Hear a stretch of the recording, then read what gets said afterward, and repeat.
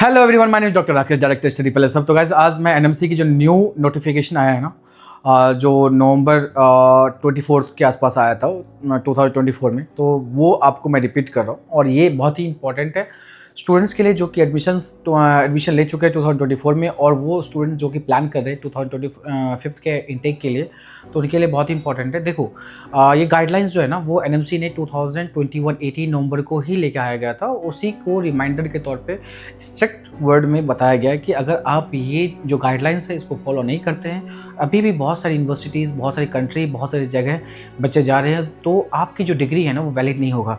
So guys, मैं repeat करता हूँ आपको, जो एनएमसी की जो न्यू गाइडलाइंस है और जो कि नोटिफिकेशन में जो कि 24 नवंबर 2024 को आया था, तो उसमें क्या क्या पॉइंट्स दिए गए।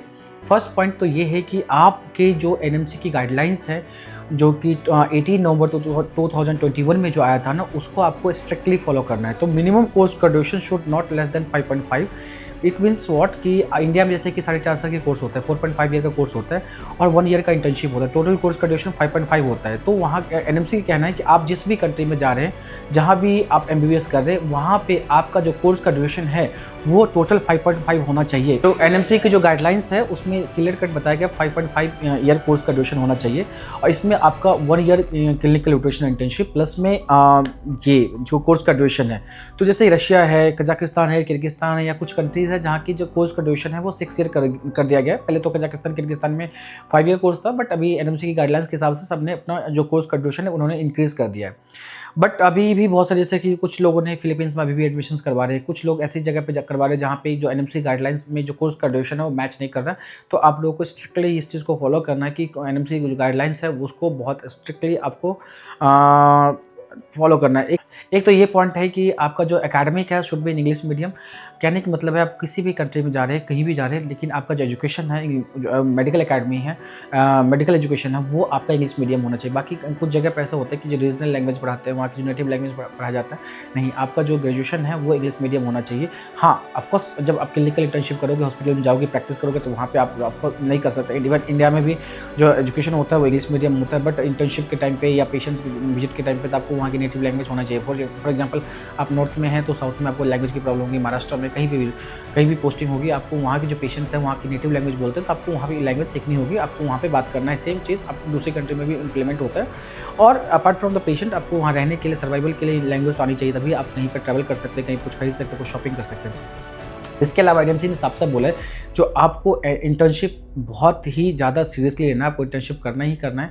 जहाँ से भी आप एमबीबीएस कर रहे हैं, कुछ जगह पे ऐसे इश्यूज़ हो रही है क्योंकि आपका एजुकेशन कहीं और हो रहा है और इंटर्नशिप कहीं और है। कुछ ऐसे कॉलेजेस, प्राइवेट कॉलेज कुछ कंट्री में ऐसी जगह पे भी है जहाँ पे कॉलेज में हॉस्पिटल नहीं है, और वो इंटर्नशिप के सर्टिफिकेट दे रहे हैं, तो फ्यूचर में जाके प्रॉब्लम हो सकती है। प्राइवेट कॉलेजेस होते हैं बहुत सारी यूनिवर्सिटीज़ में जहाँ पर हॉस्पिटल्स नहीं होते, तो वैसे सिर्फ एकेडमिक होता है। तो आपको इस चीज़ को बहुत ही स्ट्रिक्टली लेना है कि जहाँ भी कोशिश करो ज़्यादातर आप गवर्नमेंट यूनिवर्सिटी में जाएँ, क्योंकि गवर्नमेंट यूनिवर्सिटी के पास वो हॉस्पिटल्स होते हैं। बहुत सारे गवर्नमेंट यूनिवर्सिटी, प्राइवेट यूनिवर्सिटी के अंदर में हॉस्पिटल नहीं होता है, तो प्रॉब्लम इसी चीज़ की होती है कि वहाँ पे हॉस्पिटल के इशूज़ नहीं होते हैं और आप इंटर्नशिप नहीं करेंगे, और इंटर्नशिप जैसे ही आप किसी और हॉस्पिटल में करोगे, एकेडमिक आपकी कहीं और से हो रही है, तो आपको प्रॉब्लम होगा। जो थर्ड पॉइंट है एनएमसी के हिसाब से, आपको किसी भी यूनिवर्सिटी में एडमिशन लेने से पहले वो देख लेना चाहिए जो वो WHO से रिकॉग्नाइज्ड है या नहीं है, या अपनी कंट्री के अंदर में वो गवर्नमेंट से ऑथराइज या रिकॉग्नाइज्ड है या नहीं। क्योंकि होता है क्या, अभी थोड़े दिन पहले आपने सुना होगा किर्गिस्तान में बहुत सारी यूनिवर्सिटी को डिलिस्ट कर दिया गया है। इवन आपने ये भी सुना होगा जो बहुत सारी जो यूनिवर्सिटी है जहाँ पे इंडियन बच्चे ले रहे हैं एडमिशन, रशिया में या कहीं पर भी, वो WHO से रिकॉग्नाइज्ड ही नहीं है। मतलब कहने का मतलब है कि एडमिशन इंटेक हो रहे हैं बट WHO से रिकॉग्नाइज्ड नहीं है। तो आपको इन चीज़ों को भी ध्यान में लेकर चलनी है। देखो, होता है क्या, बहुत सारी नई यूनिवर्सिटी स्टार्ट होती है, अपने जो वहाँ की जो सेंट्रल गवर्नमेंट है वहाँ से रिकॉग्नाइज होती है, बट WHO रिकॉग्निशन में 1 से 2 साल टाइम लगता है, तो उसमें भी इशू नहीं है, आप ले सकते हैं। बट टिल योर ग्रेजुएशन आपका जो कॉलेज है वो रिकॉग्नाइज हो जाना चाहिए। और एटलीस्ट जो 6 साल से, 4 साल से, 5 साल से बच्चे जा रहे हैं, वैसी यूनिवर्सिटी को तो ऑफकोर्स रिकॉग्नाइज होना चाहिए। देखो, एनएमसी ने साफ साफ बोला है, अगर आप ये सारे गाइडलाइंस फॉलो नहीं करते और अभी भी आप वैसी यूनिवर्सिटी में एडमिशन ले रहे हैं जहाँ पे ये सारी प्रॉब्लम्स हैं, तो आपकी जो डिग्री है वो वैलिड होगा, इनवैलिड हो जाएगा और आप इसके लिए खुद रिस्पॉन्सिबल होंगे, कोई और रिस्पॉन्सिबल नहीं होगा। तो बच्चे कोई भी यूनिवर्सिटी में आप एडमिशन लेने के लिए सोच रहे हो ना, तो आपको एनएमसी की गाइडलाइंस को बहुत ही स्ट्रिक्टली फॉलो करना है और उसको बहुत ही सीरियसली लेना है, क्योंकि देखो आफ्टर 6 ईयर आप ही रिस्पॉन्सिबल होंगे और कोई भी कंसल्टेंसी, कोई भी एजेंट, कोई भी कॉन्ट्रैक्टर, कोई भी रिलेटिव या कोई भी फ्रेंड या कोई भी ऐसे लोग आपको गाइड नहीं करने वाला, कोई भी हेल्प नहीं करने वाला।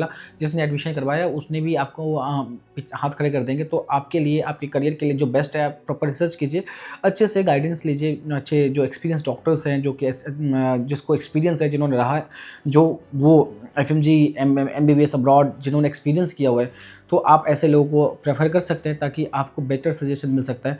तो बेटर सजेशन मिल सकता है क्योंकि उनके पास एक्सपीरियंस होता है, उनको पता होता है एनएमसी की गाइडलाइंस क्या है, क्योंकि वो डे टू डे यही डील करते हैं। उन्होंने खुद एज ए स्टूडेंट उस चीज़ को एक्सपीरियंस किया, FMG एग्ज़ाम को एक्सपीरियंस किया। देखो, कहने के लिए उसमें बहुत सारे फैक्टर्स हैं कि आपको ऐसी यूनिवर्सिटी को सिलेक्ट नहीं करना चाहिए, कॉन्फ्लिक्ट है, ये अलग फैक्टर है। बट एनएमसी के हिसाब से जो एनएमसी के अकॉर्डिंग जो रूल्स है, मैं उसके लिए आपको बता रहा था। जो लास्ट पॉइंट है जो आपको बहुत ज़्यादा कंसिडर करना है, क्योंकि देखो होता है क्या है, बहुत सारे बच्चे एडमिशन्स लेते हैं, उस एक बार गलती कर देते हैं, फिर वो सोचते हैं कि ट्रांसफ़र लेके दोबारा किसी यूनिवर्सिटी में ले लूँगा जो एनएमसी के हिसाब से नॉर्म्स के हिसाब से जो बिल्कुल नॉर्मल हो, और वहाँ से वो ग्रेजुएशन कंप्लीट करके अपनी डिग्री कंप्लीट कर सकते हैं। बट नहीं, आप ट्रांसफ़र नहीं ले सकते, ये आप दिमाग बैठा लीजिए। जिस भी यूनिवर्सिटी में, जिस भी यूनिवर्सिटी में आप एडमिशन ले रहे हो, आपको एनएमसी के जो रूल्स है, रेगुलेशंस है, उसको फॉलो ही करना पड़ेगा और आप ट्रांसफ़र नहीं ले सकते। आपको कंप्लीट एजुकेशन, आपकी जो डिग्री है, सेम कॉलेज से होना चाहिए। आप 2 से 3 से कॉलेज से ट्रांसफ़र नहीं ले सकते। इंटर कॉलेज, दूसरी कंट्री में, किसी और कंट्री में, सेम कंट्री के अंदर में किसी और कॉलेज में आप किसी भी तरीके से कोई भी ट्रांसफ़र नहीं ले सकते। ये टोटली इलीगल है। तो इसके लिए आपको यही समझना होगा, एडमिशन से पहले जो भी रूल्स है, रेगुलेशंस है, आपके पास कोई बैकअप प्लान नहीं होना चाहिए फ्यूचर में जो मैं ट्रांसफ़र लूँगा। तो ये सब चीज़ें आपको दिमाग में रखनी चाहिए। एक और जो लास्ट में मैं ऐड करूँगा, जो एलिजिबिलिटी क्राइटेरिया है, कहाँ पे कौन सा बच्चा एलिजिबल है एडमिशन लेने के लिए, वो 2 पॉइंट है। आपके नीट के अंदर में जो क्वालिफाइंग मार्क्स होना चाहिए, जो कैटेगरी वाइज मार्क्स आता है ना नीट के, हर साल अलग अलग होते हैं। जब नीट के स्कोर रिजल्ट के डिक्लेयर किए जाते हैं, उस टाइम पे कैटेगरी वाइज मार्क्स होते हैं। तो आप एटलीस्ट नीट क्वालिफाई होना चाहिए, then only you will be eligible to sit in FMG exam and practice in India. अगर आप नीट क्वालिफाई नहीं है तो आप डॉक्टर नहीं बन सकते। अगर आप कोई बच्चा विदाउट नीट क्वालिफाइड एडमिशन लेता है तो वो सोच समझ के एडमिशन ले, वो इंडिया में प्रैक्टिस नहीं कर सकता फ्यूचर में कभी भी। कोई भी ये बोलता हो तो इस साल नीट क्वालिफाई नहीं किया, इस साल एडमिशन ले लो, नेक्स्ट ईयर नीट क्वालिफाई कर जाओगे, आपका एडमिशन हो सकता है, आपका डिग्री वैलिड हो जाएगा। नहीं, ऐसा नहीं है। इसलिए अगर कोई विदाउट नीट एडमिशन लेते हैं तो उनको इंडिया से बाहर ही प्रैक्टिस करना पड़ेगा। ऐसा नहीं कि उसकी डिग्री दूसरी कंट्री में वैलिड नहीं होगा। जिस कंट्री में आप एडमिशन ले रहे हो वहाँ पे भी आप प्रैक्टिस कर सकते हो, किसी और कंट्री में कर सकते हो, लेकिन इंडिया में नहीं कर सकते हैं। दूसरी बात, आपके फिजिक्स, केमिस्ट्री एंड बायो में 50% मार्क्स होना चाहिए। और इसमें थोड़ा सा कन्फ्यूजन है कि देखो, इंडिया के लिए तो ये है कैटेगरी वाइज है 40% for SC ST OBC, general category के लिए 50%। सेम अगर देखा जाए तो अब्रॉड के लिए भी होना चाहिए, SC ST OBC के लिए 40% एंड जनरल कैटेगरी के लिए 50%। अदरवाइज ये 2 इंपॉर्टेंट क्राइटेरिया है। अगर ये 2 क्राइटेरिया को आप फुलफिल नहीं करते तो देन आप एलिजिबल नहीं है इंडिया में प्रैक्टिस लेने के लिए।